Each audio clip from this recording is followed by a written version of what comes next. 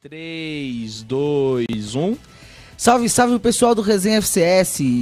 Aqui estou eu, Caio Henrique, para mais um programa muito especial para todos os ouvintes varzianos. Estamos com um convidado especial que iremos apresentar logo após. Mas antes, aqui ao meu lado está ele, sempre conosco, Lucas Ribeiro. É isso aí, Caio Henrique. Vamos aqui hoje bater uma resenha bem diferente, né? Com quem mesmo? Com ele, Celso Zete, jornalista, nosso padrinho, vamos dizer assim, do nosso amigo Kaique Silva, né? Celso Zelt, jornalista. Opa, fugiu aqui, vamos pegar a cola, voltar depois disso. Jornalista de hoje, onde, Celso, por favor, ajude a gente. Alô, Caio, alô, Lucas, prazer estar falando com vocês. Jornalista da ESPN, do programa Cartão Verde. Cartão Verde. E animamos Verde. também festinhas nos fins de semana. É isso aí. Ô Celso, vamos falar um pouquinho sobre o início da sua carreira. Não carreira, vamos falar do início da sua vida. Quando você era um estudante, apenas um estudante... Faz tempo, hein? Quando você era apenas um estudante... A Várzea teve alguma influência na sua escolha por jornalismo esportivo? Olha, você sabe que eu sou de uma família que sempre gostou muito de futebol, né? O meu pai sempre adorou futebol, meu avô adorava futebol. E o meu pai, particularmente, também sempre jogou. Meus tios jogaram. Eu sou aqui do bairro de Ipiranga, de onde estou falando com vocês. E onde também está o estúdio de vocês, né? Exatamente. Estão gravando. E o bairro do Ipiranga sempre teve muitos campos. Já na minha época, infelizmente, não. Eu peguei já essa fase mais dos campos do Heliópolis, do Flor do Ipiranga, que é um time tradicionalíssimo aqui do bairro. Mas na época do meu pai, aqui do Alto do Ipiranga, onde a gente mora perto do metrô, tinha muitos campos. O campo do Sinclair, campos um pegado do outro. Depois vocês sabem, a especulação imobiliária é talvez o maior inimigo da várzea, né? Porque onde se constroem prédios são justamente nos terrenos em que se jogava futebol. Então eu particularmente tenho uma vivência muito curta com o várzea, joguei pouquíssimas vezes. O meu irmão, que é 2 anos mais novo que eu, jogou até mais. Chegou a jogar aqui no Atlético Vila Alpina, que é aqui perto, o Ava. E o meu pai não, meu pai jogava no Amazonas da Vila Prudente. Até hoje conta que uma vez fez um gol de cabeça que deu título pro Amazonas e beberam na taça, mijaram na taça, mijaram o diabo na taça, a taça ainda era caneco, né? Forma de caneco. E a gente sempre gostou de futebol. E eu, em relação à várzea, sempre lamento ter jogado pouco. Mas sempre que posso, gosto de acompanhar jogos de várzea. O meu colega Vitor Birner, do Cartão Verde, é técnico, né, do Autônomos, que é um time formado por estudantes ali da USP. E outro dia, eu e meu irmão fomos lá na Zona Norte, eu e meu filho também, meu filho pequeno, Daniel, de 12 anos, fomos prestigiar os jogos lá do time do Vitor Birner, porque a várzea tem essa coisa do futebol de raiz, né, gente? Futebol sem alambrado, futebol com cheiro de futebol. O futebol tá perdendo muito a sua identidade, e a várzea tem isso, né? Tem terrão, então tudo isso sempre estimula a gente a estar acompanhando essa espontaneidade que a várzea tem. A gente vive reclamando que o futebol hoje em dia está muito plastificado, né? Mote ao futebol moderno, e a várzea é o anti-futebol moderno, né? A essência de tudo isso que me levou a trabalhar com o futebol. Eu gosto mesmo é da paixão que envolve o futebol. E na várzea está presente essa paixão, felizmente. Hoje, até cada vez mais, esse contraste é muito claro, né? Entre o futebol de várzea e esse futebol tão profissionalizado que a gente tem visto aí. Talvez não esteja tão assim, Celso. Mas isso a gente conversa daqui a pouco. Só queria saber, não jogou na várzea porque não deu tempo, não tinha tempo, ou porque não tinha qualidade técnica mesmo? Porque era muito ruim, né? Pra você ter uma ideia, eu sempre fui goleiro. É nóis. Tamo junto. Sempre fui goleiro, mas não pelas minhas qualidades como goleiro, pela minha falta de qualidade com a bola no pé. Hoje eu ia ter mais dificuldade, viu? Porque estão dizendo que goleiro tem que jogar com o pé, né? os Noia da vida, o Cássio penando para sair jogando com o pé. E eu nunca fui Rogério Ceni, não. Eu era um goleiro de mediano para baixo, com bons momentos. Todo goleiro que insiste muito tem seus bons momentos, não é verdade? Uma boa história para contar. Mas o gol era muito grande, né? O gol da Várzea era muito grande, por isso que eu preferia o salão e o society. Joguei uma vez aqui na Avenida Dom Pedro, que tem o campo do 4º Comar, o 4º Comando Aéreo Regional da Aeronáutica. Nosso campo é excelente, eu passo lá direto. O campo é excelente e o gol é muito grande para mim. Por isso que eu joguei menos da Várzea, basicamente por causa do tamanho do gol, né? Entendi. E na linha, então, pouco tentei. Pouco tentou. Vamos lá, Caio Henrique, sua pergunta. Vamos lá, Celso. E aí, né, você, pela paixão que envolve todo o futebol, decidiu estudar jornalismo e começou estudando. E pelo que nós vimos, e estamos corretos, foi estudar na FIAN, né? O Lattes te entregou. Isso. Na FMU, FIAN. Lá onde nós estudamos, nós todos estudamos lá também, né? Ó, temos Ah, esperança que em bom. Caio Henrique. Vai que a gente consegue Alguma coisa, né? ser um Celso Aula Zelt com no a futuro. professora Ana Tereza, tiveram com a Ana Sim. Tereza? Nossa, De redação? rapaz, É. mentira. Ela mesma Professora lá. Ah, como o Ela é Lucas mais conhecida como Dona Neves na nossa geração. Ela lembra mesmo a Dona Neves. Mas na minha época, primeiro que o Chaves na minha época ainda era novidade. o Chaves, vocês devem saber, começou a passar aqui no Brasil entre 84 e 85. Meu primeiro ano de faculdade foi em 86. E segundo que a Ana Tereza ainda tinha os cabelos pretos quando me dava aula. Mas é uma Mas foi ótima ela professora, ela ensinou muito a gente. Excelente professora. E foi ela quem indiretamente arrumou meu primeiro emprego, né? Olha só. Onde? Porque- Como foi? Conta essa história pra gente. Eu tava no primeiro ano e ela era professora de português, então ela gostava muito dos meus textos, né? E tinha uns alunos da manhã, eu estudava à noite. E aí ela falou, tem uns alunos ali que foram fazer teste para revisor da Editora Abril. Na época a Editora Abril tinha revisão, né? E você não quer fazer o teste? Eu falei, eu quero. Ela falou, mas eu não sei nada. Eu vou pegar o telefone com os meus alunos da manhã e depois te passo. Aí ela me passou o telefone, eu liguei lá, fiz o teste, passei, e acabei começando minha vida na Editora Abril, como revisor dos textos das revistas, principalmente Placar, que era a revista semanal, né? E eu já gostava muito de futebol. Isso no primeiro ano da faculdade, no finzinho de 86. Faz tempo isso, né? Faz 30 anos agora. Esse ano minha filha está começando a fazer jornalismo na época. Exatamente 30 anos depois desse meu começo aí, via FIAN, via a professora Ana Tereza. Foi assim que eu comecei. Ô, Celso, mantendo ainda no seu currículo Lattes, ele entrega que você virou mestre pela Casper Libero no ano passado, correto? Rapaz, vocês puxaram minha capivara mesmo, hein? Certo. Mas a gente queria saber se você começou a dar aula em 2015 ou anterior. Não, eu dou aula na Casper desde 2003. Ah, desde 2003. Ah, então não foi por causa dessa crise toda que você tentou... Mais ou menos também. Mas foi o seguinte, eu comecei em 2003 porque o diretor, hoje diretor da Faculdade Casper Libero, na época só professor Carlos Costa, ele tinha sido meu diretor como jornalista, que ele também é, né? Nós trabalhamos juntos na Editora Abril, na revista Quatro Rodas. E também um pouquinho na Ação, que era uma revista de esporte que substituiu a Placar em 90, sabe? Que foi onde eu comecei a ser repórter. E na época que eu comecei a dar aula, 2003, você não precisava do mestrado. Você bastava ser profissional da área.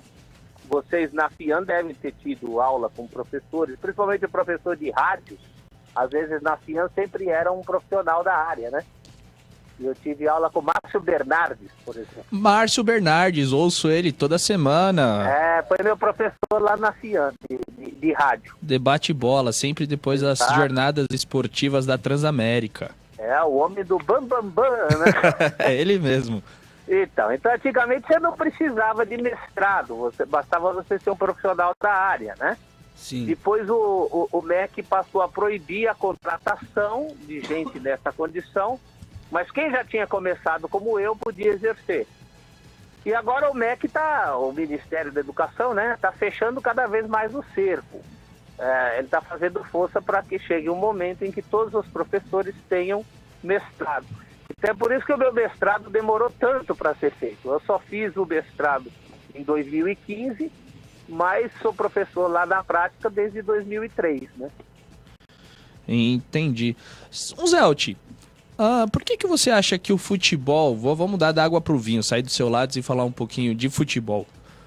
Por que você acha que o futebol de várzea tem tão pouco espaço na mídia hoje, já que a gente já teve um horário fixo em TV aberta todos os domingos pela manhã, Sim. com o Desafio ao Galo, igual você disse, e agora a gente praticamente não vê falar de futebol de várzea nos meios de comunicação?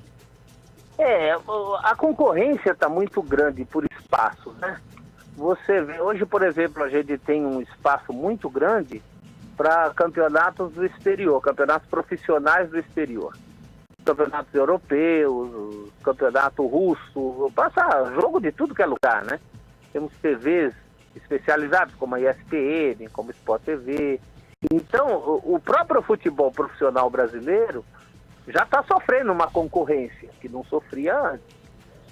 O próprio campeonato brasileiro, por exemplo, nesse último mês foi uma loucura, né? Tinha a Eurocopa, tinha a Brasileira, tudo que era campeonato. Certo. Então a grade já fica dividida. Quer dizer, o próprio futebol profissional do Brasil já está perdendo espaço. O da várzea, então, embora se você for um fuçador de televisão, às vezes a gente encontra alguma coisa, né? Nos canais de menor audiência. Eu acho que tem muito esse estigma de que o futebol de várzea não dá audiência, ou pelo menos tem um interesse muito local, né? Muito específico, do bairro, da cidade. Eu acho que um caminho para isso são as mídias digitais, por exemplo, esse papo que a gente está batendo. Né? Você tem uma condição, talvez o futebol de várzea não seja um bom negócio para a Globo botar em horário nobre, estou exagerando. Agora, há o espaço específico. Né? Nesse mundo que a gente está vivendo, um mundo tão globalizado, onde é mais fácil você saber o que está acontecendo na Coreia do que do Acre. Eu quando fazia guia da Placar, aqueles guias de campeonato, era muito mais fácil eu fazer um guia dos europeus do que um guia dos estaduais. Guia dos europeus eu ia na internet e tem informação de todo mundo, da Alemanha, da França, da Holanda. Guia dos estaduais, se eu não tenho o telefone do cara lá no Acre, se a linha cai, eu não sei quantos times tem no campeonato, quando vai ser o conselho arbitral. A mesma coisa eu vejo para a várzea, né? Eu acho que um bom espaço para a várzea seriam os jornais de bairro, essa coisa local, essa coisa mais local, as TVs locais. Nós temos, por exemplo, uma TV em Santo André, né? Uma rede TV lá de Santo André, que poderia transmitir jogos mais locais, como eles dão espaço, inclusive, para o Grêmio Mauaense, para os clubes locais. Eu acho que é uma tendência. No futuro a gente vai conseguir esses espaços. Vocês já são uma prova disso, né? Esse espaço que vocês estão abrindo. A gente tem jornalistas especializados em várzea. Eu tenho um amigo, vocês devem conhecer, o Diego Vinhas. Sim, criador do Várzea Pé nosso. Pô, o Diego Vinhas é sensacional. Ele fez um TCC sobre várzea e continuou a carreira dele. Ele tinha uma coluna em jornal, né, no Diário de São Paulo, não era isso? Metronews. Metronews. Às terças-feiras saía, tinha a coluna Várzea Pédia. Agora, claro, que realmente é um espaço que está sendo conquistado, que já foi maior. Se você pegar, eu faço muito essas pesquisas, né, principalmente de jogos do Corinthians e do Palmeiras nos anos 10, 20, o jornal Estado de São Paulo, ele publicava resultados da várzea como publicava do campeonato oficial, do Campeonato Paulista. Da várzea saíram clubes como o Corinthians e o meu falecido Ipiranga. A várzea tinha um time chamado Heróis do Fogo, que era do Corpo de Bombeiros, né? Tudo isso saía no jornal, no Estadão. E mesmo no começo dos anos 90, quando eu trabalhei no Notícias Populares, não sei se vocês alcançaram, mas Notícias Populares era um jornal que você espremia, saía sangue, né? Era um jornal de crime, sexo e também de futebol. Futebol era importante para ele ter. E o Notícias Populares tinha uma coluna chamada A Várzea é pra Valer. Era uma coluna de troca de informações que hoje você faz isso pelas redes sociais, né? Marca jogo, divulga resultado. Exatamente. Antigamente você não tinha isso. E a gente tinha um telefone ali no Notícias Populares, a gente chamava o telefone da Várzea. Esse telefone, cara, ele tocava o dia inteiro com gente do outro lado da linha, ou querendo que a gente publicasse anúncio para marcar jogo, né? Aceitam-se jogos no campo, no nosso campo, lá, com endereço. Ou, às vezes, o cara passava a escalação, falava assim, ó, meu time ganha de 3-1 no domingo, anota aí a nossa escalação, fulano, Beltrano, Cicrano, para ver publicado no jornal. Esse telefone da Várzea, ali do EP, ele tocava o dia inteiro, cara. A gente não podia sair para almoçar, a gente fazia rodízio. Nunca podia sair todo mundo junto pro almoço, porque alguém tinha que ficar tomando conta do telefone da Várzea. Então tocava direto. Então, claro que tem público. Pode não ser o público de milhões de pessoas que investimentos como o das grandes redes de televisão procuram. Mas claro que há de ter um espaço para a Várzea, ainda que para essa Várzea um pouco mais oficializada, né? Nesses últimos tempos, tipo Copa Kaiser, que conquistou um espaço, principalmente a partir do jornal Lance, que tem espaço fixo. Exatamente. Né? Mas você tem aí, você tem possibilidades na Várzea. A Várzea é muito rica nesse sentido. Eu acho que os veículos de comunicação estão morgando, viu? Estão comendo mosca aí. Tem um público, e vocês são a prova disso, né? Vocês trabalham com isso, e pelo que eu sei, não tem tido muitas queixas, ao contrário, vocês são muito acessados, procurados, né? O resultado do Real Madrid é fácil, né? Todo mundo sabe quando foi Real Madrid e Barcelona. Quero ver saber o resultado das quebradas, não é? É complicado. Celso, teve, acho que em 2014 também, se eu não me engano, um documentário que a ESPN produziu com o Noroeste da Vila Formosa, chamado Várzea, o Futebol da Minha Quebrada. Foi dividido em 3 episódios. Certo? Como que foi a movimentação? A movimentação da ESPN, a aceitação foi boa? Teve retorno esperado? Como que foi? Na verdade é assim, a ESPN, vocês devem ter acompanhado aí nos últimos tempos, ela passou meio por uma mudança de filosofia, né? Esse documentário que vocês se referem ainda é de um tempo ali, o José Trajano era o diretor de jornalismo, e o Trajano gosta muito nesses temas que a gente pode chamar de alternativos, né? O próprio programa que eu fazia lá, o Loucos por Futebol, é um programa alternativo, né? Exato. Não é um programa para você conquistar milhões de pessoas, mas conquistar uma faixa que gosta do que a gente está falando. E dentro dessa receita surgiu a ideia do documentário da Várzea, que foi muito bem avaliado. Claro que é o tipo de coisa que é mais um sucesso de crítica do que de público, porque justamente por isso, porque interessa um nicho, uma faixa de pessoas. O que não significa que essa faixa tem que ser desprezada. Era um tempo que, assim, em termos quantitativos, se deu muita audiência ou não deu, muito sinceramente, era um tempo que a televisão não estava tão preocupada com isso. Eu tenho muita saudade desse tempo. A gente podia fazer coisas até de maior qualidade, né? Uhum. Sem se preocupar muito com números do Ibope, enfim, essas coisas que permeiam a televisão hoje. Hoje a televisão está muito preocupada com isso e talvez responda um pouco aquela sua primeira pergunta, por que os meios de comunicação exploram um pouco assuntos como a Várzea, né? Porque eles querem dar tiro de canhão para matar pombo, né? Eles querem pegar todo mundo. E pegar todo mundo realmente é mais difícil. Você acaba deixando de lado coisas muito legais, como a Várzea, como a história do futebol, no caso do Louco. Enfim, coisas de interesse mais específico. Mas para a época foi um sucesso do ponto de vista da ideia, do conteúdo, da qualidade de um projeto desse. A gente não precisa nem discutir nada, né? Exato. Quando você fala de Várzea, você fala de muita coisa. Você fala da comunidade, você fala das relações entre as pessoas.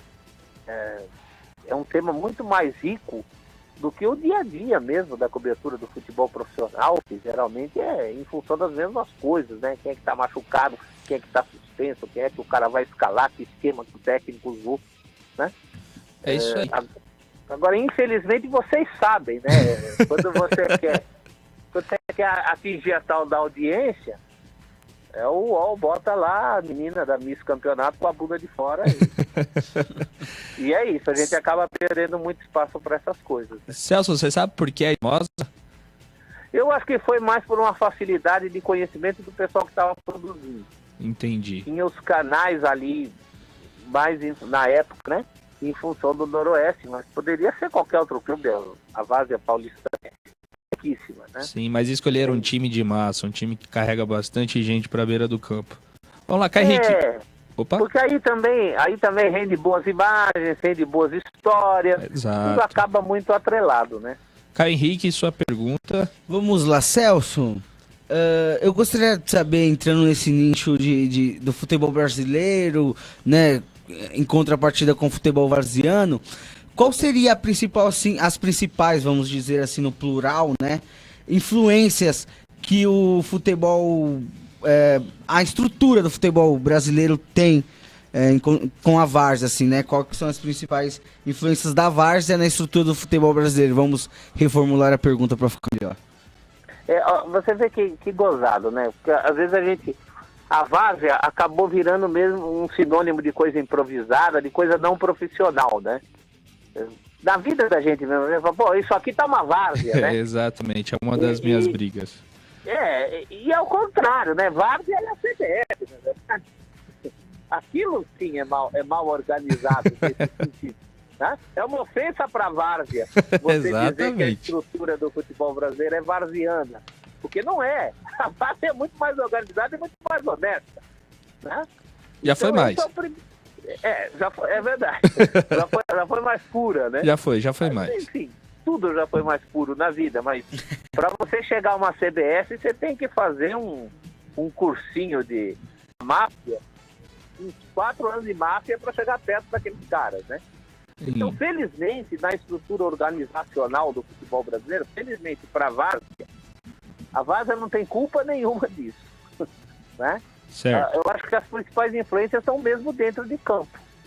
Isso vem lá de trás, porque quando o futebol chega no Brasil, ele é uma coisa para quem tem posse, né?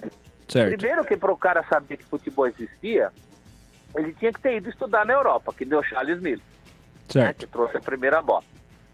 Quando ele chega aqui, o que acontece? Os primeiros campeonatos paulistas, o chamado futebol oficial, não profissional, porque na época todos eram amadores, né? O profissionalismo só vai aparecer em 33. Eu estou falando de 1902, quando o Charles Miller trouxe a primeira bola para cá. Então, naquela época, para disputar o tal campeonato paulista, que foi o primeiro de todos, em 1902, quem é que disputou? São Paulo Atlético, que era o time Paulo Atlético Clube, que fica ali na Avenida... Agora é Atlântica. Ainda existe como clube. Sim, né? ainda existe. Entrevistei social. Nosso querido rapaz, do Profissão Repórter, Caco Barcelos, lá no SPAC. Exatamente, então, lá no SPAC. O SPAC era o clube dos ingleses, como o Charles Miller. O Germânia era o clube dos alemães, que hoje é o Esporte Clube Pinheiros, né? Ainda não é um clube para qualquer um. O Paulistano era o clube da elite de São Paulo. Então, esses clubes que disputavam. Só que o futebol também caiu no gosto da moçada. Então, não tinha onde jogar no campeonato oficial. Começaram os eventos paralelos nas várzeas. Vocês devem saber a origem da expressão várzea, né? Positivo. Que era a várzea do Rio, né? Exato. Aquele espaço ali onde a água vinha e voltava e ninguém construía nada. Então era um lugar bom para jogar bola, né? E aí você tinha o campeonato oficial e o não oficial. Os campeonatos da várzea, eu lembro meu avô, ele de garoto acompanhou isso aí. Ele falava que os campeonatos, o campeonato oficial e os de várzea, o chamado futebol não oficial, era tão acompanhado quanto o campeonato de verdade, o campeonato paulista. E nessa várzea surgiram alguns times, antigamente era Domitila, Tiradentes, Argentino e o próprio Corinthians. O Corinthians nasce como um time de várzea. O Clube Atlético Ipiranga nasce como um time de várzea. São os primeiros a ir para o campeonato oficial. Eles se tornam tão bons que não tem mais espaço para eles na várzea, né? Eles passam a jogar o oficial. E eles trazem também para o campeonato oficial um estilo diferente. Porque esses caras dos campeonatos oficiais, eles jogavam como os ingleses.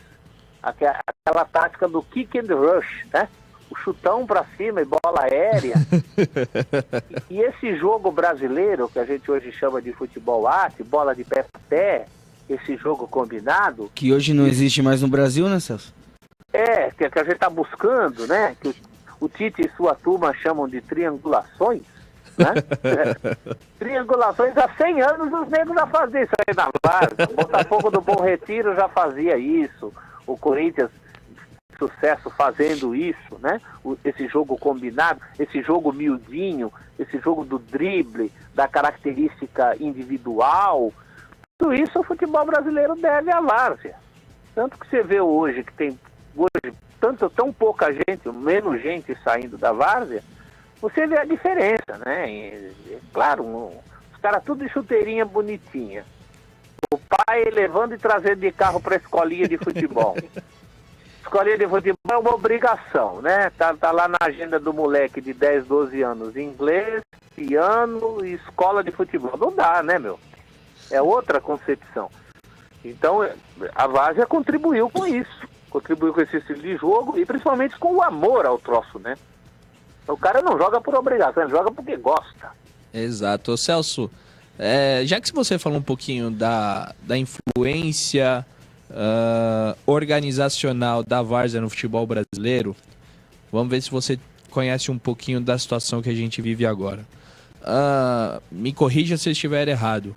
O que era comum a gente era o garoto crescer, jogar no time da vila, aprender a jogar bola nos campinhos de várzea, tentar fazer um teste num time profissional, virar profissional e fazer carreira, certo? De preferência no clube daqui. Exatamente. Tá. Você tem noção de que pode estar acontecendo o inverso hoje? Eu tenho certeza de que está.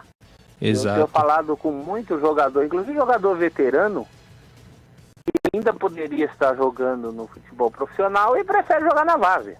Por qual motivo? Porque na Várzea ele sabe que recebe. Celso tá por dentro. E recebe na mão, né? E aí a gente não tá falando nem de São Paulo, você tem algumas cidades do interior, Sorocaba, por exemplo. Muitas cidades do interior já fazem isso.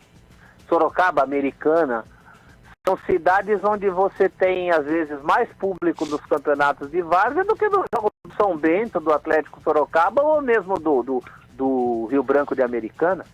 Certo. Celso, vamos pensar um pouquinho ainda sobre a estrutura. Se hoje a estrutura é o cara começar se profissionalizar, mas ao invés de continuar sua carreira no profissional, ele volta para a várzea, e o que tem acontecido em São Paulo é que vários times que a gente chama de elite da várzea buscam profissionais para montar seus times. Isso acaba acabando é complicado. Isso implica que eles tiram o espaço dessa molecada que precisa começar, e você acaba não tendo espaço para que a gente chamava de revelações.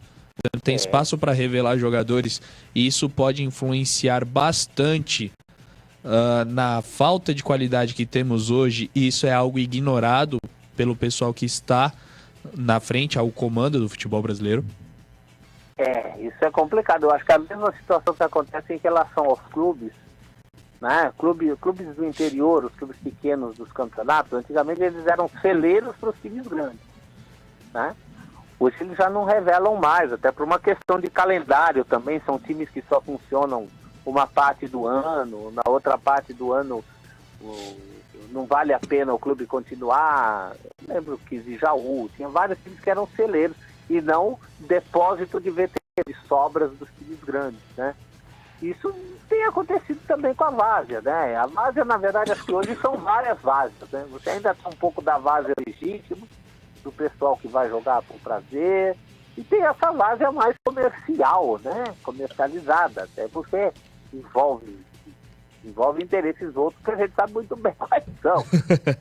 Então, é uma situação cada vez mais complicada. Eu acho também que nunca houve, mesmo nessa fase áurea do futebol brasileiro, nunca houve houve uma sistematização para migrar esses talentos da várzea, né?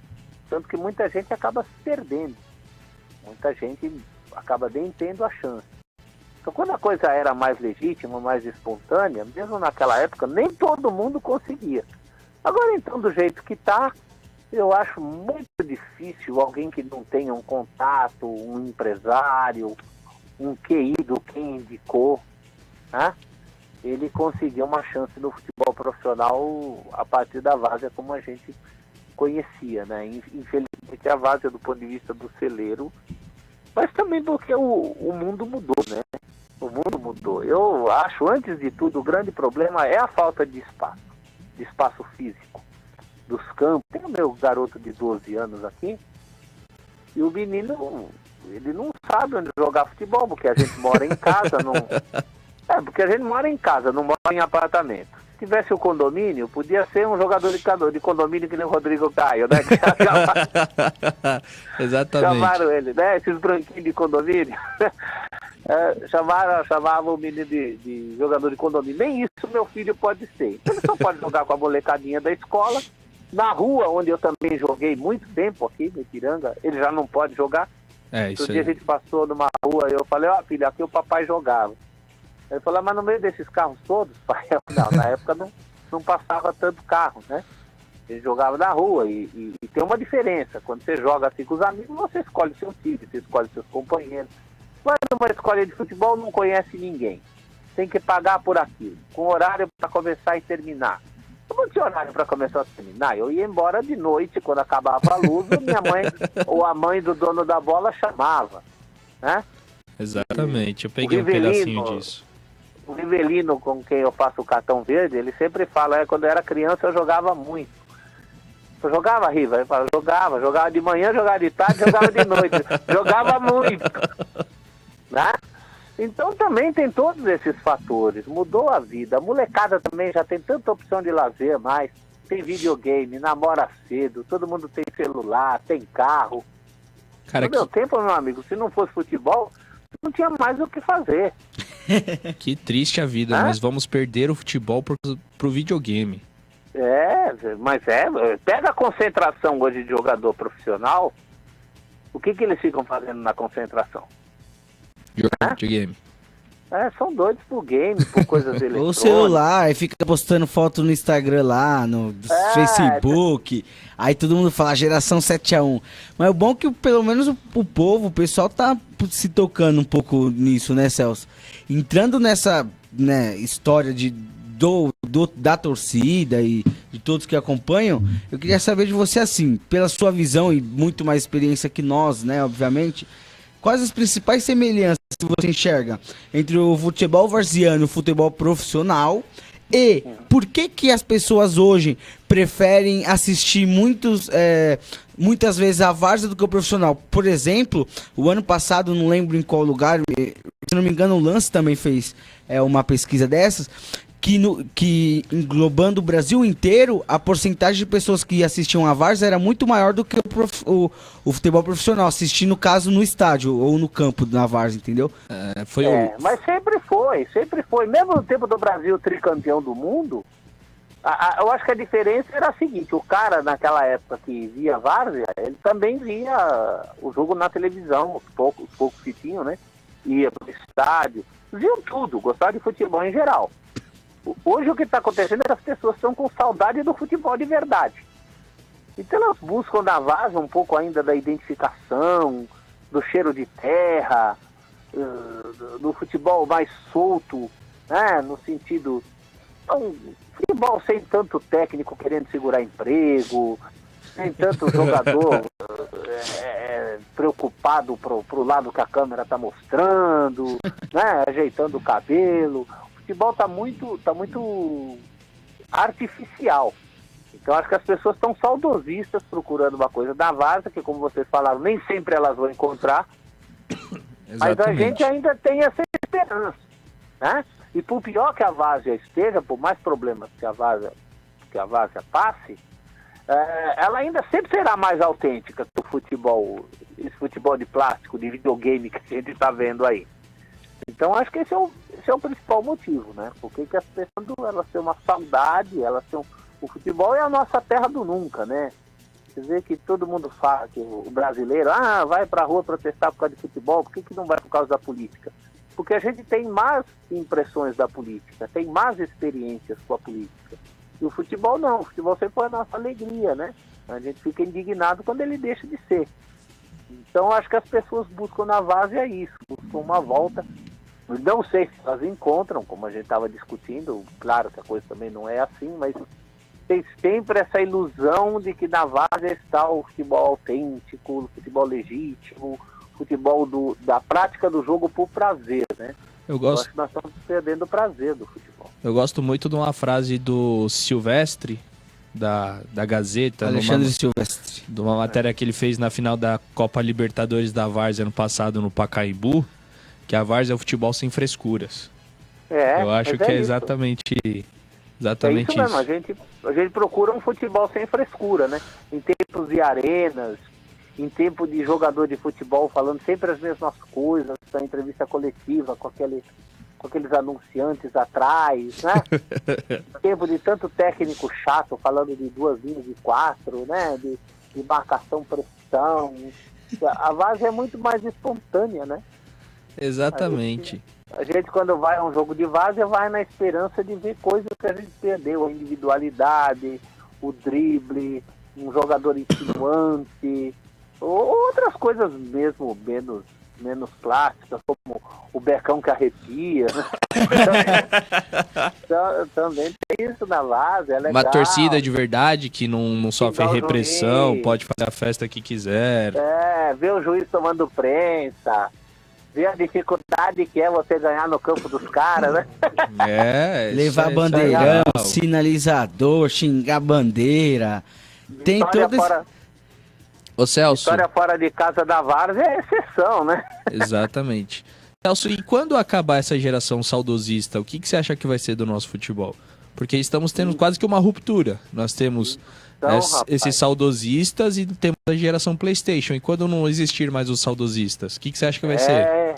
Eu tenho medo, acho que é por isso que é importante trabalhos como o de vocês, são importantes, justamente para a gente conscientizar outras levas de pessoas, para que elas saibam que o futebol não é só essa coisa de shopping center, né, que aparece na televisão, essa experiência, que é uma experiência outra.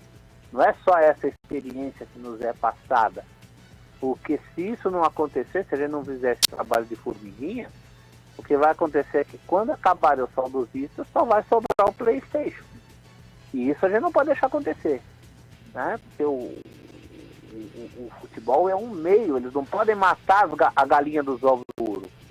Eu acho que mesmo a Rede Globo, com esses horários que coloca para esses jogos, com esse futebol que é feito para as pessoas não verem, não serem torcedores, mas serem telespectadores, isso no futuro vai ser prejudicial, né?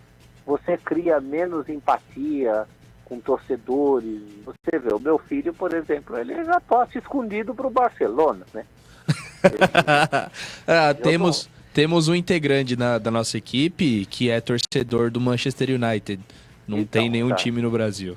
Você vê? Isso aí é fruto de uma época. E eu dou bronca no meu filho. Eu falo, como? Você não precisa torcer para o Barcelona. Você torce para um time que é campeão do mundo. O Corinthians ele é tão campeão do mundo quanto o Barcelona.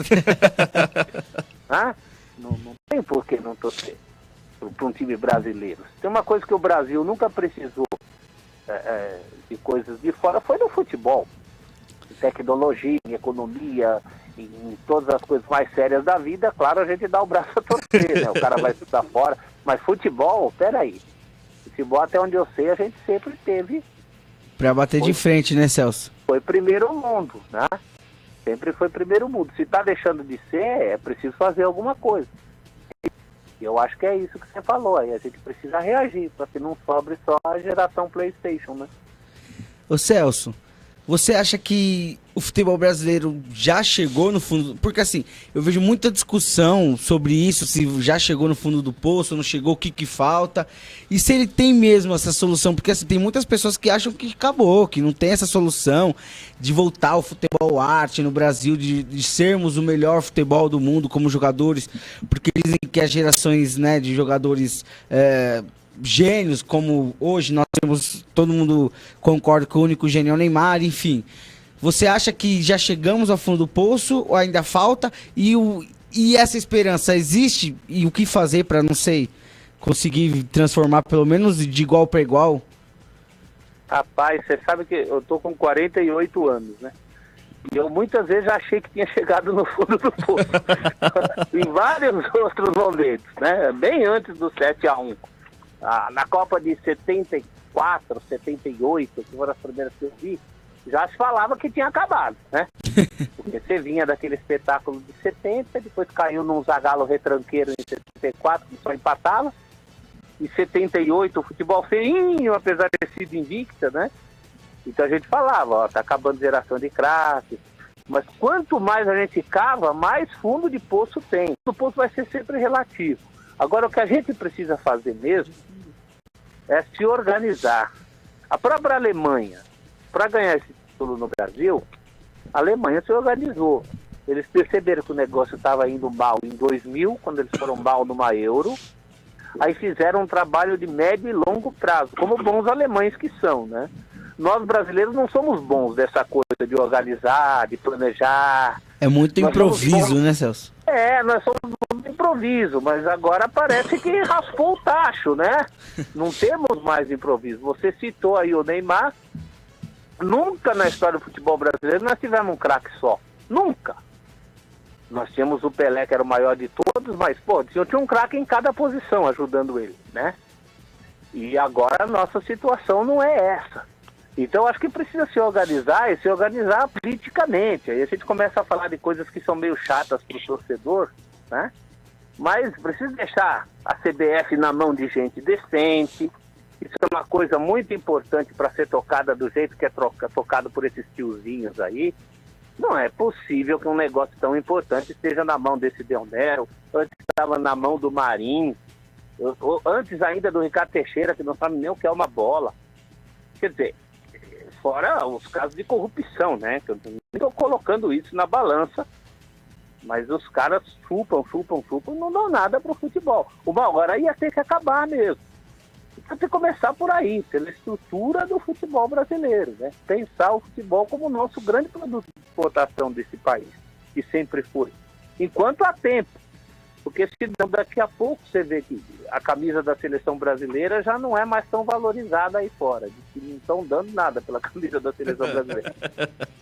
Nas vendas. Nem pode dar, né? Uma hora vai acabar essa nossa herança, esse nosso capital. Então, antes que acabe, a gente precisa se estruturar. Precisa desenvolver os talentos, fazer um plano que envolva educação, não só o esporte pelo esporte, mas o futebol. O futebol é um excelente meio para a gente educar pessoas nesse país. Sempre foi, né? É uma língua à parte, o futebol. Você pode fazer grandes coisas em termos sociais a partir do futebol. Não só para criar craques, mas para criar cidadãos. Gente de bem, para o futuro. Usar o futebol como um caminho para a educação pública. Todo mundo ter acesso a jogar bola e não ficar se preocupando com outras coisas que podem se prejudicar na vida. Isso um governo sério deveria pensar. Mas enquanto estiver na mão desses caras, tanto o governo, tanto a política, quanto a própria CBF, a gente vai viver sempre da individualidade, da casualidade, da sorte de Deus jogar um Neymar, um Robinho, um Pelé, seja lá quem for aí na fila de sucessão, né? E a gente vai ficar sempre marginalizado nesse, que é o grande negócio de lazer do século XXI, é o futebol. O Brasil tinha tudo, organiza por quê? Porque é gente muito incompetente cuidando do negócio, né? Celso, a gente ouve muito de diretores de equipes do futebol de várzea que não existem jogadores ali próximos à sede do time, que a gente fala no próprio bairro, na própria região, e sempre vai buscar fora, e quando vai buscar sempre dá preferência para para esse jogador pronto, que é o que eu falei para você atrás, quando o jogador faz o caminho inverso. Nesse paralelo, você não acha que o futebol profissional sofre do mesmo mal?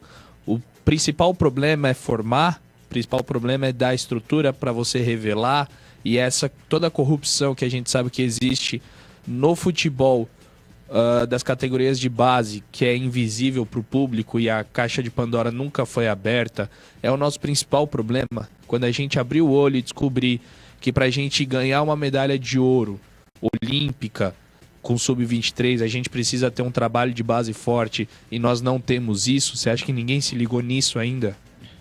Eu tenho certeza disso. O problema são os interesses individuais, né? Você vê, os clubes falam tanto dos empresários. Os empresários, na verdade, estão pegando uma brecha e os clubes deixam, certo? É mais ou menos que nem essas brechas do Estado. Onde o Estado não age, o traficante ganha a comunidade. Certo, isso é uma realidade. Com coisas básicas assim, de educação, de saúde, dar um remédio pro cara, dá coisas que o Estado não dá, né? No caso do futebol, por que os empresários ganharam tanta força? Porque os clubes sempre foram omissos. Eu sempre falo que o dia que eu assumi um clube de futebol, vou passar cerca de arame farpado em volta do clube, pra empresário nenhum chegar perto, bota uma faixa assim na porta, aqui, peneira do...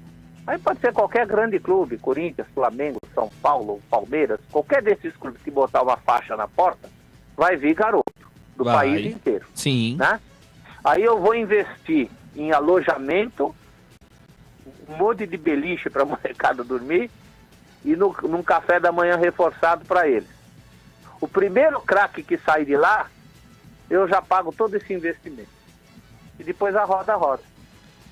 Agora, por que não querem fazer isso? Nem os clubes e nem a própria várzea, né? Porque tem sempre alguém querendo levar vantagem no negócio.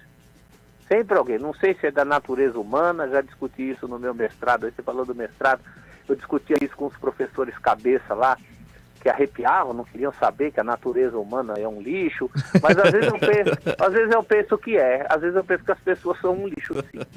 Porque tem sempre o empresário querendo levar vantagem, o diretor de clube que diz que é não remunerado, passa a vida inteira sendo não remunerado, mas quando tem uma transferência ele quer lá dar uma mordida, né, para compensar tudo que ele trabalhou sem remuneração. Certo. Então, tudo isso não está certo. Os interesses individuais não podem ficar acima dos coletivos, né? Por isso que os clubes sofrem. Na várzea ou no futebol profissional, os times sofrem. Tem sempre alguém com algum interesse dele, seja um interesse político, seja um interesse econômico. Isso é que mata, né? Mata tudo na atividade humana. A gente está falando do futebol, mas a gente está falando de várias outras coisas, né? Caio Henrique? Celso, você acha, agora vamos entrar no assunto que ultimamente na várzea principalmente está com muita polêmica, que é o valor, né, o dinheiro. Você acha que o dinheiro está sendo o maior mal do futebol no geral, tanto no profissional quanto na várzea? Por que eu digo isso? Porque assim, por exemplo, agora que o Lucas acabou de levantar essa pauta, de que, poxa, eu não tenho os jogadores ali no meu bairro, na minha quebrada, eu tenho que buscar de fora, porque já estão prontos, que eu vou pagar porque tem que ganhar campeonato, né? Porque o que acontece na várzea hoje, a gente vê muito dirigente assim, não posso montar um time razoável para disputar esse campeonato, porque o campeonato é valendo 20 mil. Então, se eu perder, você entendeu? É um dinheiro jogado fora, eu tenho que ser campeão. E a gente vê no futebol profissional também. A pressão, né? Aquela coisa toda, principalmente os times grandes, não, eu tenho que contratar, eu tenho que fazer, porque a gente precisa ganhar. E na várzea tem essa pressão também. Você acha que o dinheiro está sendo o mal do futebol quanto profissional? O dinheiro é o maior mal do mundo, né? Se não tivesse dinheiro, não tinha guerra, não tinha problema nenhum. Agora, o que assusta a gente é que o dinheiro está começando a falar alto, mais alto, cada vez mais alto, em campos onde ele não tinha esse peso antigamente. Exato. O futebol, né? O futebol oficial, o futebol profissional, ele está tendo um peso muito grande. E na várzea, que para a gente seria o último reduto, né? Quando o futebol profissional está todo contaminado, voltemos os olhos para a várzea. E aí a gente descobre que lá também, numa escala diferente, acontece isso, são os tais dos interesses. Mesmo no futebol profissional, por que você forma equipes de juniores, de sub-20, de sub, sei lá que idade que tá esses subs agora, tantos subs que criam, né? Devia ser para revelar jogador, não para ganhar título. Exatamente. Está acontecendo isso, né? Da Várzea, não tem muito como você resolver isso. O que você pode fazer? Pelo regulamento, num raio de tantos quilômetros.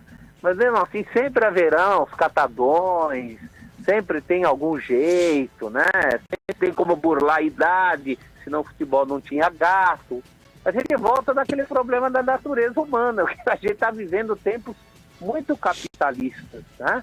Tempos muito duros. Isso. Eu brinco com meu filho, que é curiano, e poderia ser outra coisa também, o São Paulino, o palmeirense, todo torcedor é assim, né? Que a gente brinca, o torcedor modinha.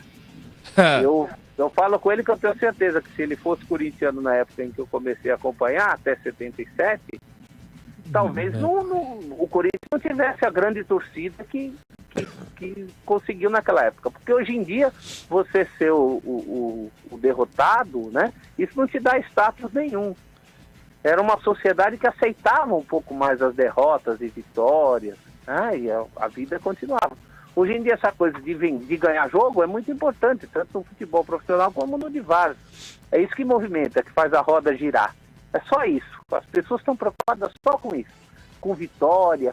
Essa coisa que tem o torcedor hoje de que é o Mundial, a Libertadores. Antigamente a gente não sabia nem que campeonato era. A gente queria ver o jogo. Né? Hoje o cara com menos de 30 anos fica te falando que o Paulistinha não vale nada. Como não vale nada, pô? Corremos atrás desse troço aí, 80 anos de 100 de futebol e agora já não vale mais nada. Não vale você ser campeão do seu estado, da sua cidade, né? Então, eu acho que a sociedade está muito louca, assim, não tem fim isso. Os caras querem cada vez mais, coisas maiores, coisas mais ricas. E a gente acaba se perdendo nisso, né? Porque o futebol, em tese, não é para nada disso. O futebol é para ser um jogo jogado e você vê o jogo em si. Se está valendo, que taça está valendo, quantos milhões tem em jogo no campeonato, isso deveria ficar para segundo plano. Infelizmente não tem ficado. Então, o futebol eu diria que está contaminado por essa questão do dinheiro, né? Todos os níveis de futebol que você dá. Celso, eu tenho quase certeza que eu sei qual que vai ser a resposta, mas tem algum time do coração do futebol de várzea? Olha, eu sou um tradicionalista aqui, né? Eu gosto muito dos times do meu bairro. A gente tem um carinho aqui pelo Flor do Ipiranga. Pelo Flor do Ipiranga. Que certo. É o mais tradicional do bairro, né? Ele até chegou a disputar quase divisões de acesso aí. Então é o clube mais tradicional aqui do bairro, né? Embora o mais forte seja o Black Power. Black Power, nossa. Saudoso aqui... Black Power de Ipiranga. Alô, Branca, que deve estar nos ouvindo. Um abraço, presidente do Black Power do Ipiranga, que vai estar em campo na Copa da Paz de Veteranos, hein, Caio Henrique? Vai jogar ele? Eles estão lá em campo que é um... é engraçado isso, né? Ô Celso, você me lembrou uma coisa interessante. O Black Power foi um time muito, muito, muito famoso na cidade de São Paulo. Assim como outros que nós tivemos.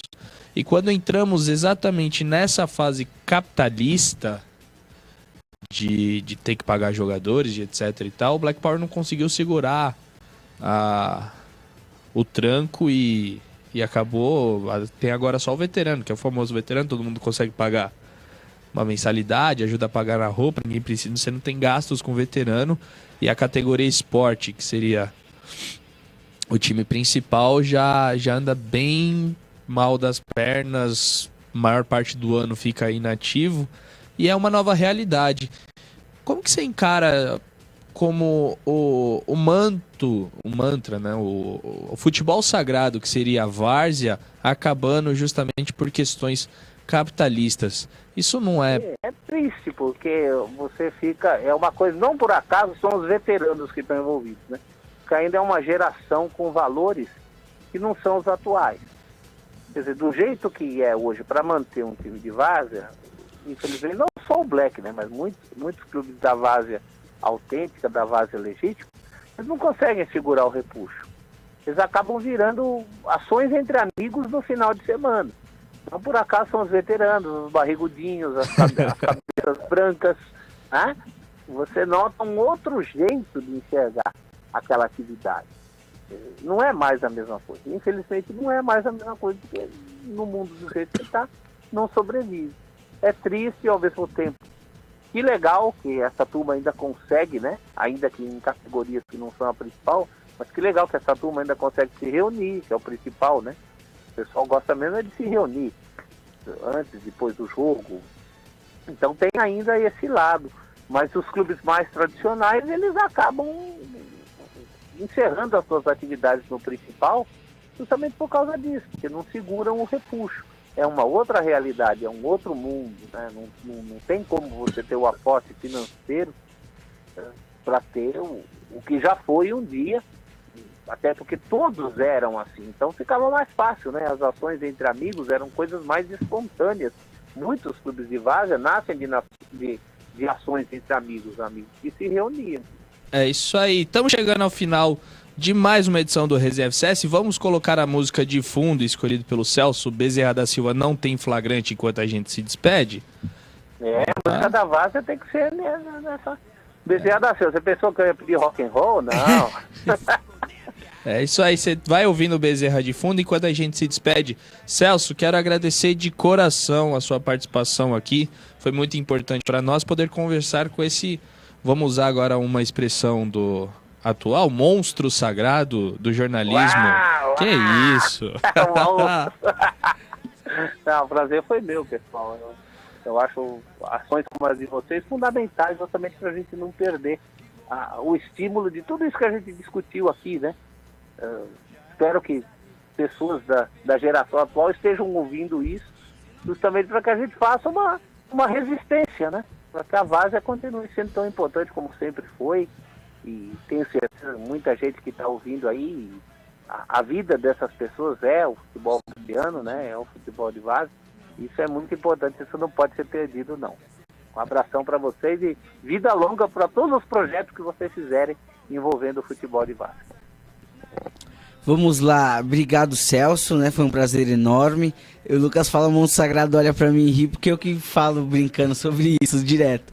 Mas muito obrigado mesmo, passou muito da sua experiência, né? Como pessoa e como esportista, amante do futebol varziano e do futebol no geral, né? Agora eu quero agradecer aos ouvintes, obrigado pela audiência sempre. Lembrando que esse resenha vai ao ar agora às 7 horas da noite na reprise, www.radioconectados.com.br. E eu queria falar também aos ouvintes que eu, Caio Henrique, vou estar de recesso. Volto somente após o dia 19 de agosto, pois estarei na Europa. Chinelinho. Chinelinho. É isso aí, pessoal. Resenha FCS volta na próxima segunda-feira, dia 25, com quem for campeão da Copa da Paz, Caio Henrique. Vamos receber aqui o campeão de um dos principais campeonatos do futebol amador da cidade. É isso aí, pessoal. Um abraço e até a próxima. Tchau.